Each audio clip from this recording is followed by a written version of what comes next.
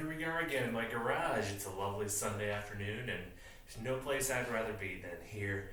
Getting ready to record a couple more demonstrations for our Math 251 class.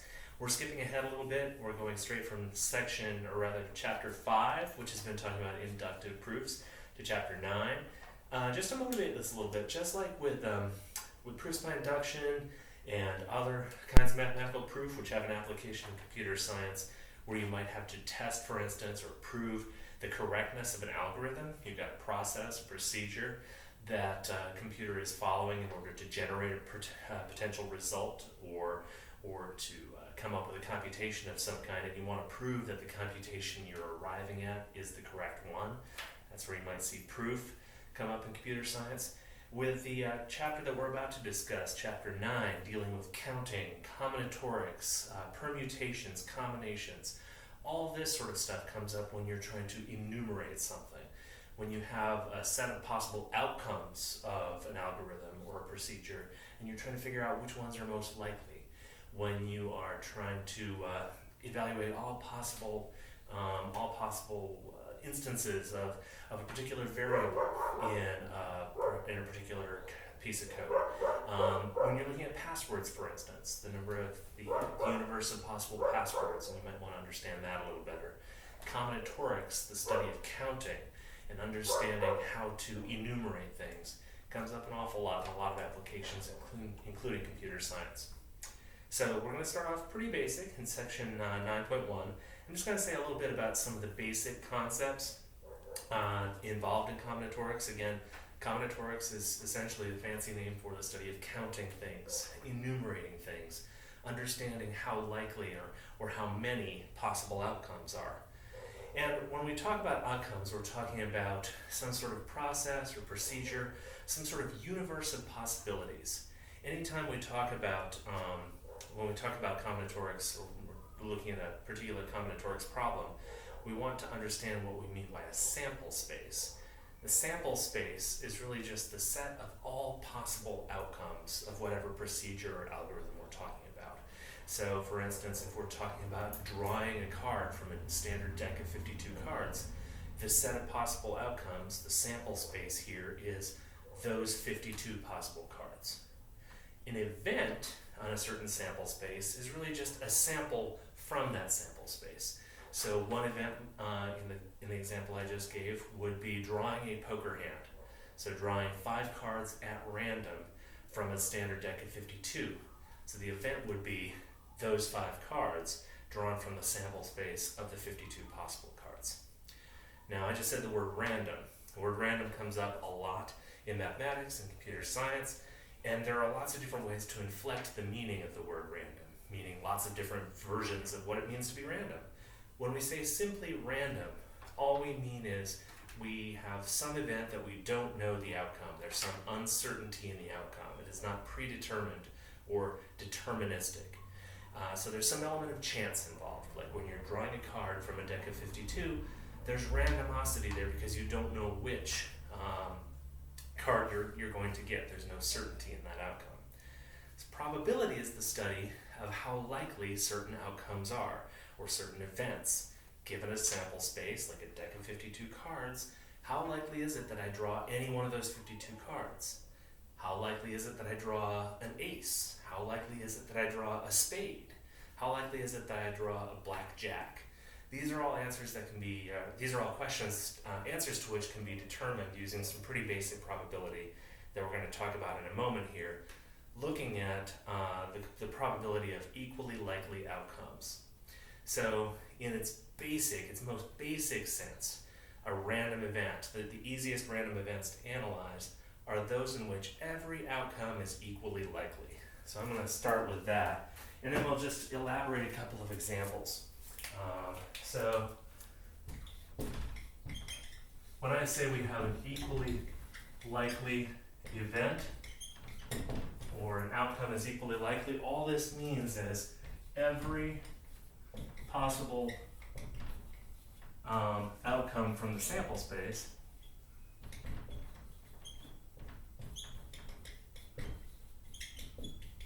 is equally likely to occur.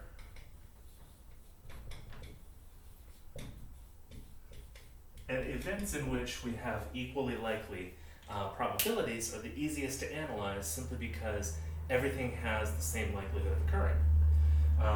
So we don't have to think about what happens when we introduce a little bit of weight if one outcome is slightly more likely than another. An example of an equally likely outcome would be, again, looking at a deck of 52 cards. Unless the deck is skewed in some way, every single card has an equal chance of being pulled. Therefore, we know that each card has a 1 in 52 probability of appearing. So when we talk about the probability of an event, so the probability of event E occurring from sample space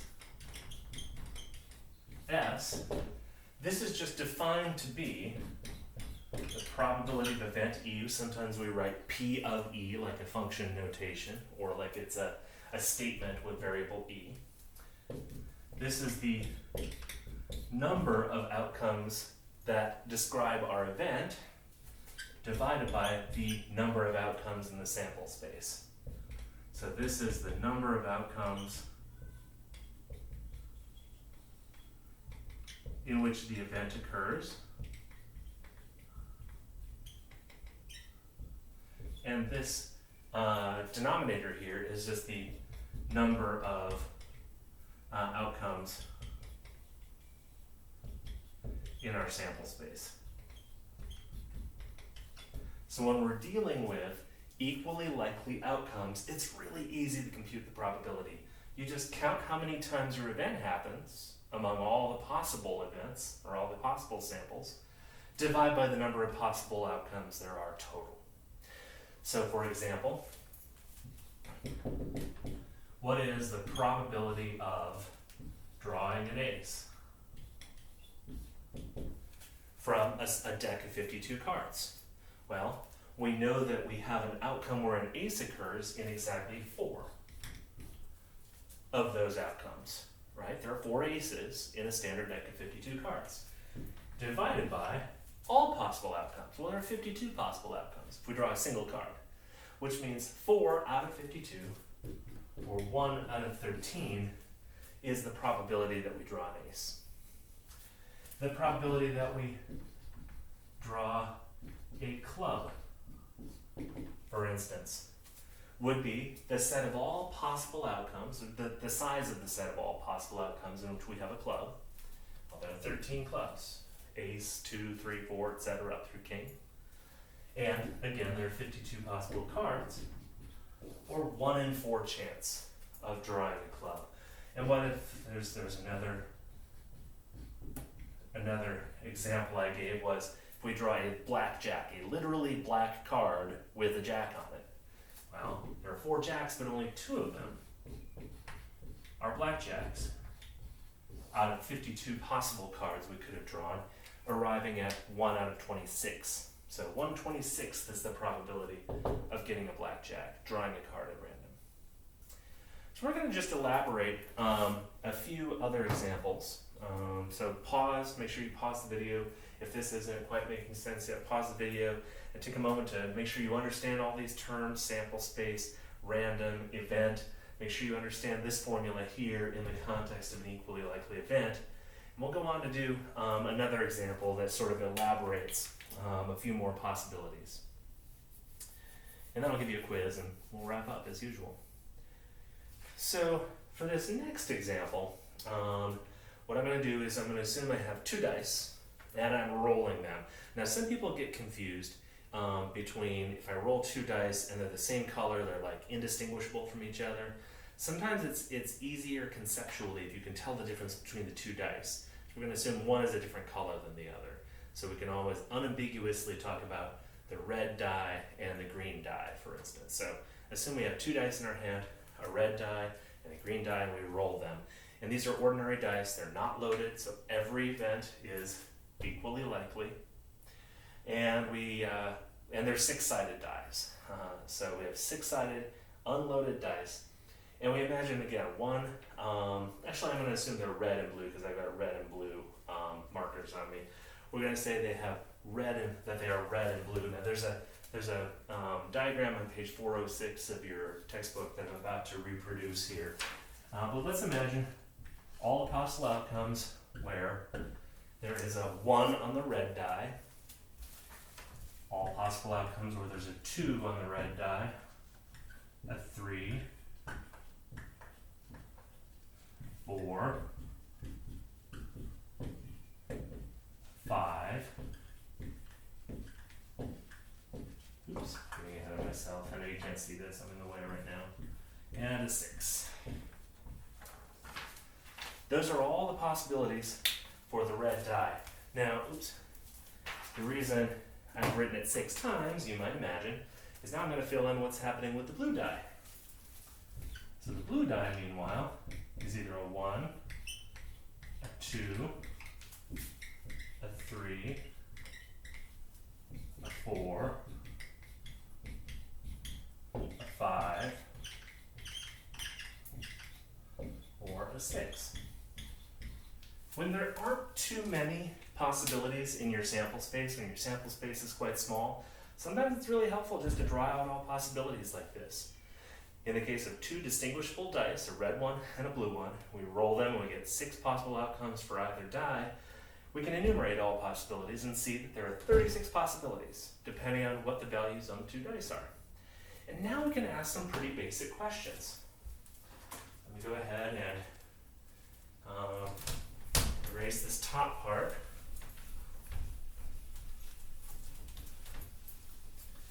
And we can ask some not so basic questions, questions that on the face of it might seem a little trickier to ask. Basic probability involving these dice.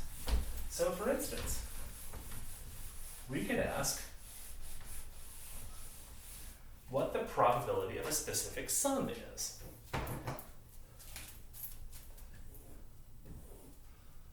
So I could ask, if the sum of the 2 dice is equal to k, what's the probability of the sum equaling k?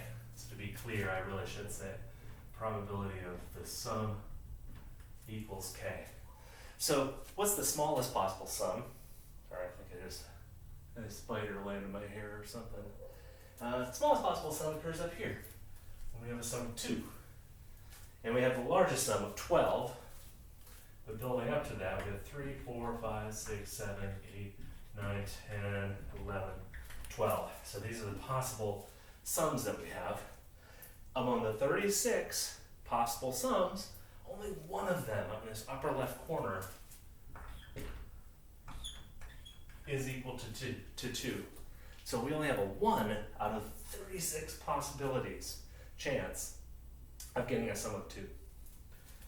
So that's the only one. Now to get a sum of 3 requires one of 2 possible outcomes. Either a 2 on the red die and a 1 on the blue die or vice versa. So we have a 2 in 36 or 1/18th chance. 1/18th is our probability of getting a sum of 3. And you can start to see a pattern here. It's a little harder too. I'm going on diagonals here, but there are 1, 2, 3 outcomes that give us a sum of 4. So we have a 30 in 36 chance or 1 in 12 probability of getting a sum of 4. The pattern continues and we have a 1/9 chance with 1, 2, 3, 4 possible outcomes giving a sum of 5. We have a 5/36 chance of getting a sum of 6 with 5 and 1, 4 and 2, 3 and 3, 2 and 4, 1 and 5.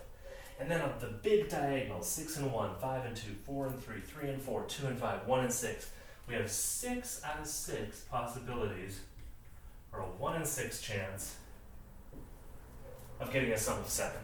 7 turns out to be the most likely because after that big diagonal, we have 1, 2, 3, 4, 5 diminishingly many ways of getting a sum of 8. 4 out of 36, or 1/9 chance of getting a sum of 9. 3 out of 36, back down to a 1/12 probability of getting a sum of 10. A 1/18th probability, and back down to a 1 in 36 chance, only 6 and 6 gives us a sum of 12. So you can see some symmetry in this pattern. That's not too surprising.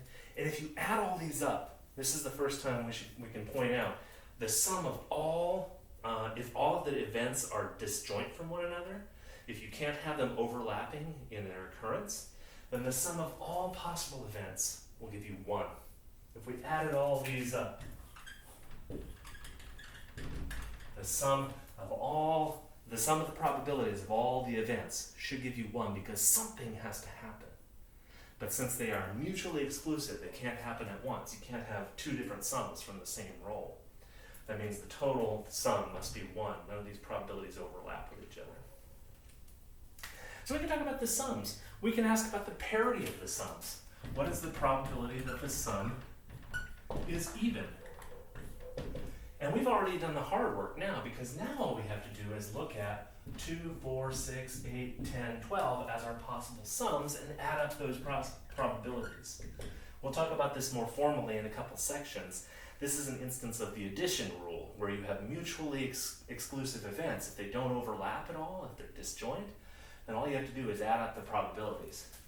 But I mean, what I'm really doing here is sort of shorthand for recounting all of the 36 possibilities that happen to be even. So I want to make clear that this is sort of a shortcut using this table, but we could just go back to these 36 possibilities and just see which ones are even. We've just done that work already in this table. So we've got a 1 and 36, a 3 and 36. Notice, because they're all, when we reduce them, they're all different denominators. I'm just using the original denominators. A 5 and 36 chance. For 8, we have another 5 and 36.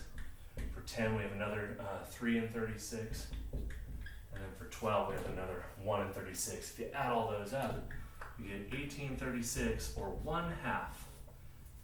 So half of the time, the sum is going to be even, which means, since the only other possibility is the sum is odd, 1 minus 1/2 gives us the probability the sum is odd, which will also be 1/2. Which means you have an equal likelihood. If someone ever asks you to lay a bet as to whether it's going to be even or odd, you can always know that you've got a 50-50 chance on that one. What about the probability that, let's see, which one do I want to do next? Let's say the probability that exactly one die is even. Let's go back down here to take a look at this. How many chances do I have, or how many outcomes is it the case that exactly one of the dice is even? Well, some of them from the first row. Let me go with a different color here. So some of the outcomes from the first row count, but not all of them. If we're in the first row, then the red die is odd, which means we're looking at the 1, 2, 3 outcomes in which the blue die is even. Again, in the first row, when the red die is odd, exactly one of the dice is going to be even when the blue die is even. And we have 3 of those cases. In the second row, we're looking at the case where the red die is already even. So if exactly one of them is even, we better be looking at the cases where the blue die is odd. And there are 3 such cases: 2, 1, 2, 3, 2, 5. Now we've sort of established a pattern that starts to continue. In the third row, it's kind of like the first row. Since the red die is odd, we want the blue die to be even, and there are 3 such cases. And you can see what's going to happen in the fourth row. Because the red die is even, we want the blue die to be odd. In the fifth row, red die is odd, so the blue die has to be even to get this to work. And in the last row, we want the blue die has to be odd. And if you go through, you notice we have 3 in each row for 6 different rows, or 18 outcomes that we counted that had our event happening. Again, it's a 1/2 chance, 1/2 probability that our outcome is achieved. In other words, that exactly one die is even. So the probability that the sum is even is the same as the probability that exactly one die is even. For practice, what I encourage you to do is to compute the following probabilities. So we just computed the probability that exactly one die is even. go ahead and compute the probability that both dice are even, and compute the probability that neither die is even. So just for practice, go ahead and do those two. And I think I'm going to hold it off there, but I'm going to give you a quiz problem to think about before I'll give you a quiz problem to think about before we move on to section 9.3, or 9.2 rather.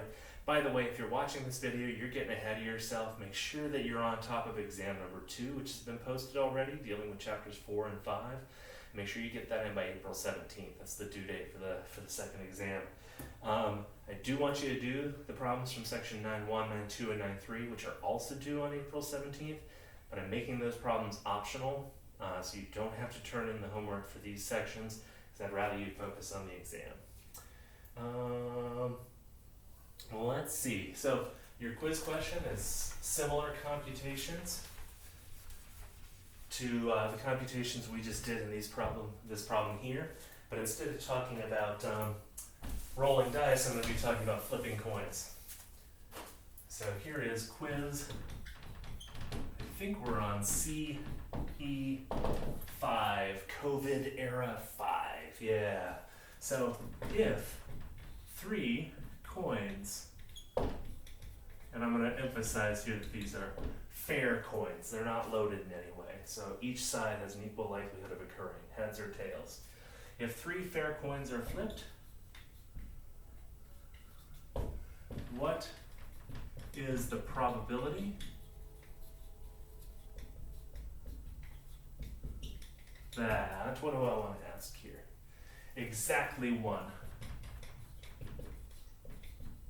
lands on heads. So you flip 3 fair coins. What's the probability that exactly one of them lands on heads? Well, I'll leave it at that. Thank you so much. Make sure you get to, even if you don't get a chance to submit the write-ups for the problems for this section, make sure you do the practice problems and convince yourself that you're feeling okay about these basics of combinatorics and probability. I'll see you soon, and I'll see you in the next video.